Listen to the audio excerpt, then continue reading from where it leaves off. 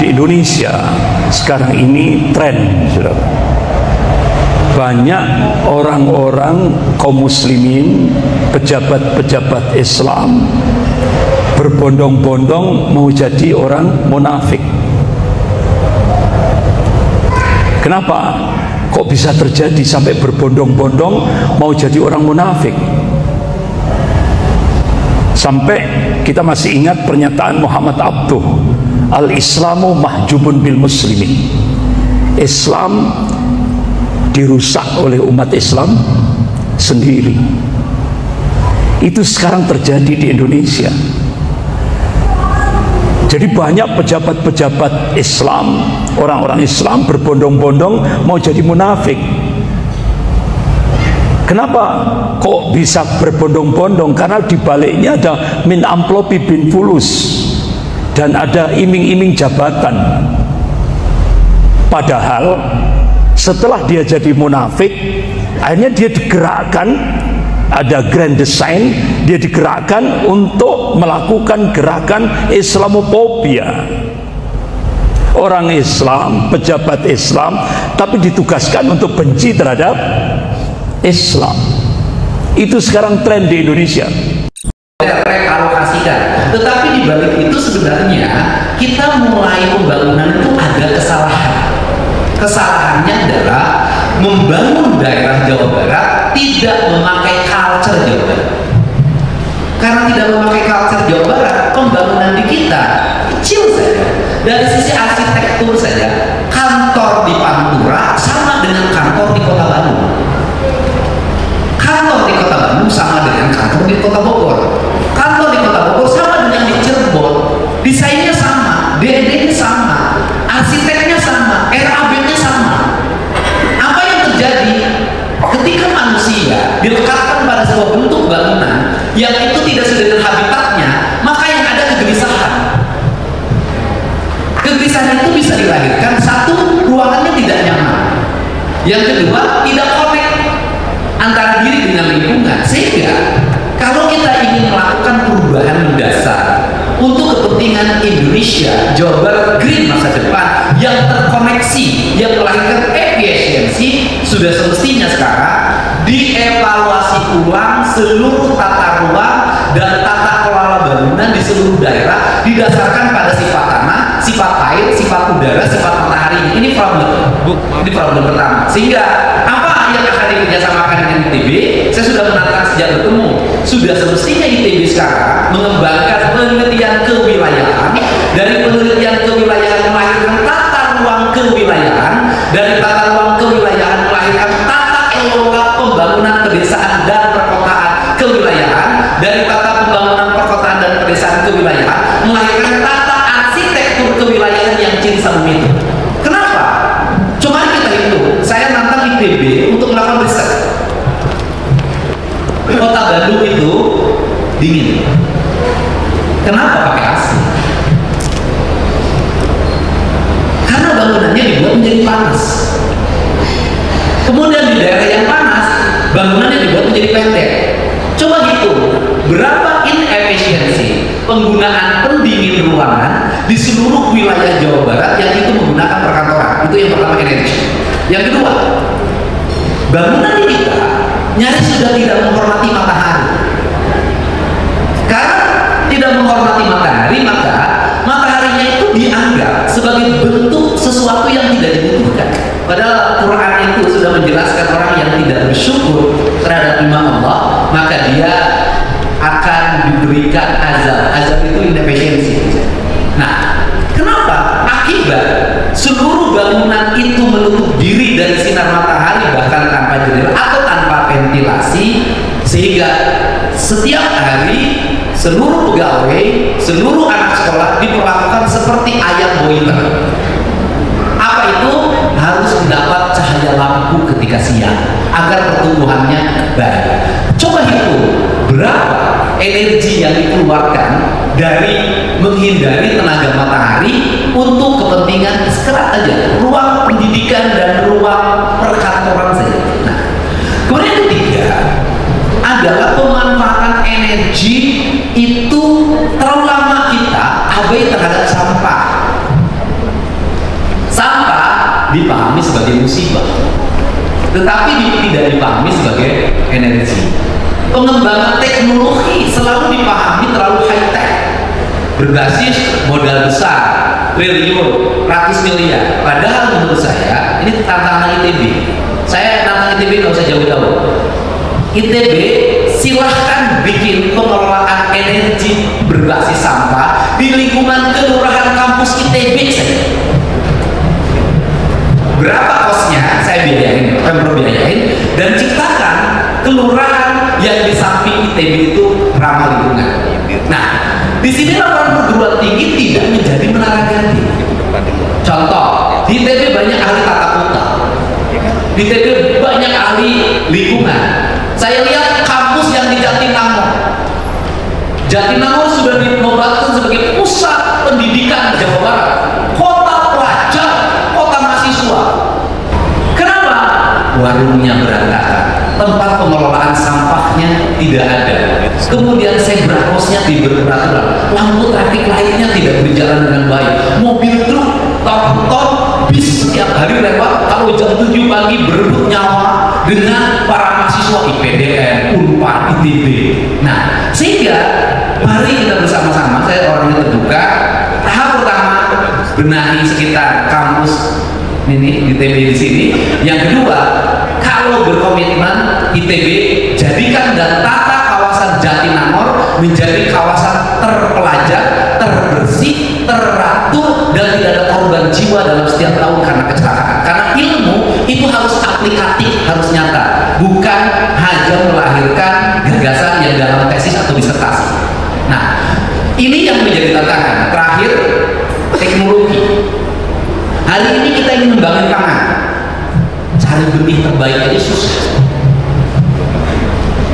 Hari ini kita ingin membangun pangan, ngatasin keong aja sampai sekarang nggak selesai-selesai.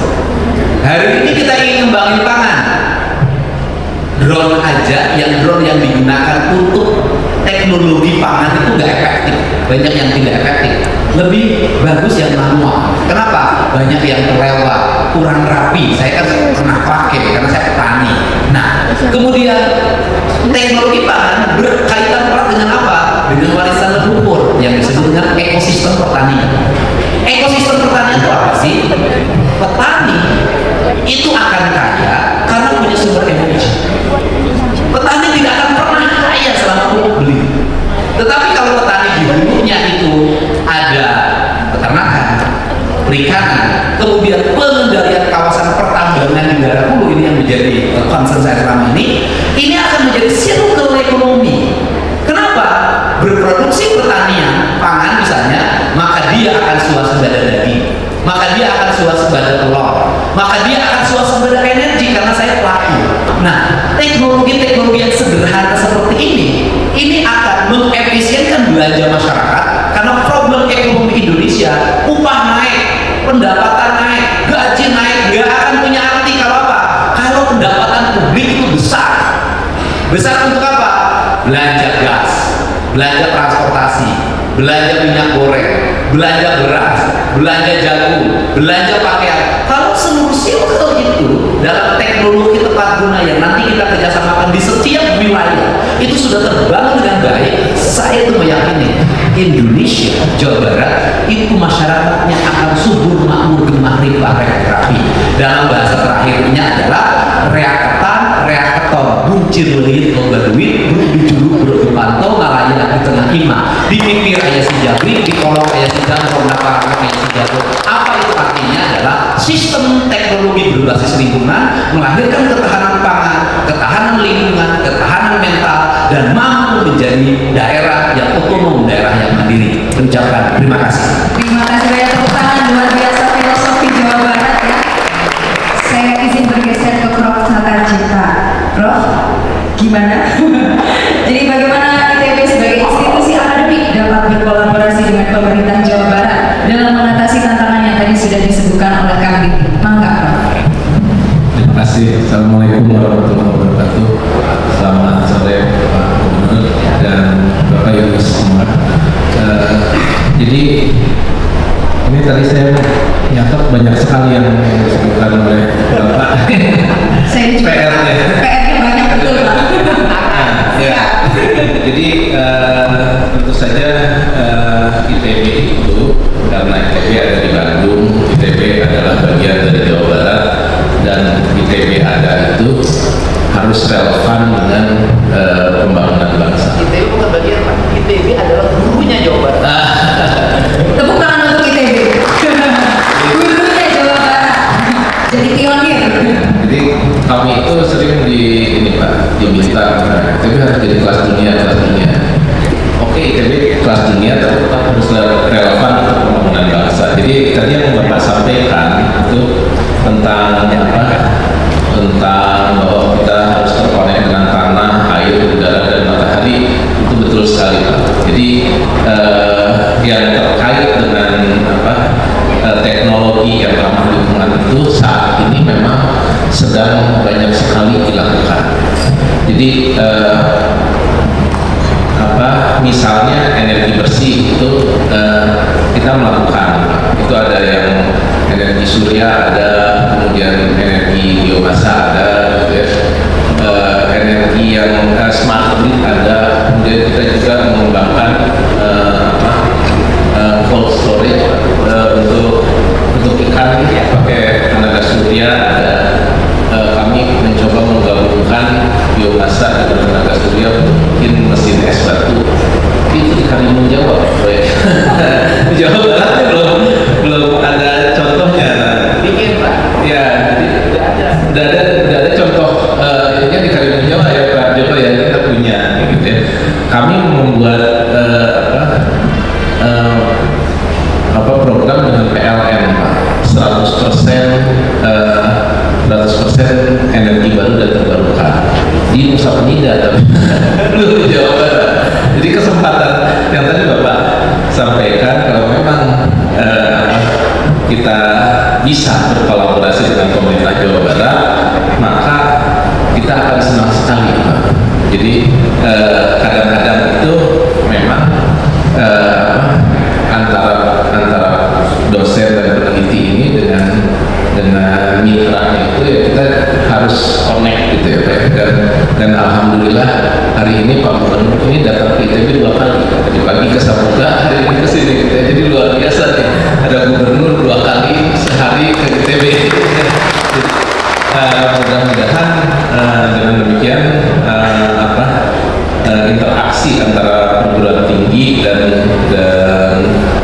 implementasinya itu bisa dieksekusi dan dijalankan. ITB tentu saja yang pertama itu fungsinya adalah mengembangkan teknologi yang ramah lingkungan, yang terkait dengan budaya lokal. Saya kira betul dan sudah dilaksanakan Pak.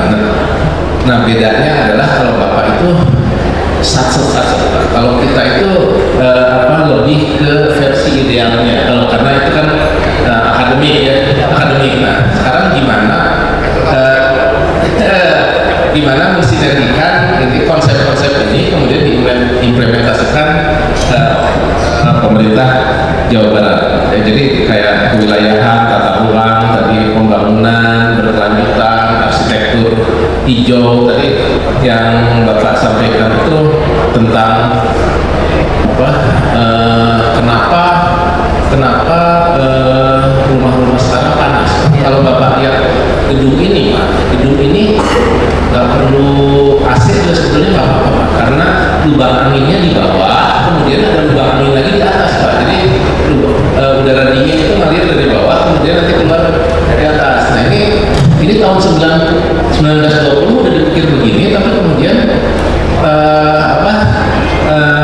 teknologi bangunan yang sekarang itu semua nggak ada lubang anginnya gitu Pak. Kemudian pakai AC.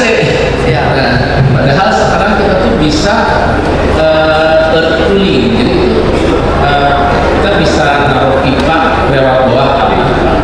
Jadi didinginkan oleh tanah dulu, masuk ke bangunan di bawah, kemudian dikasih lubang di atas, itu bisa mendinginkan secara pasif. Gitu. Ada teknologinya ya Pak Joko ya. Dan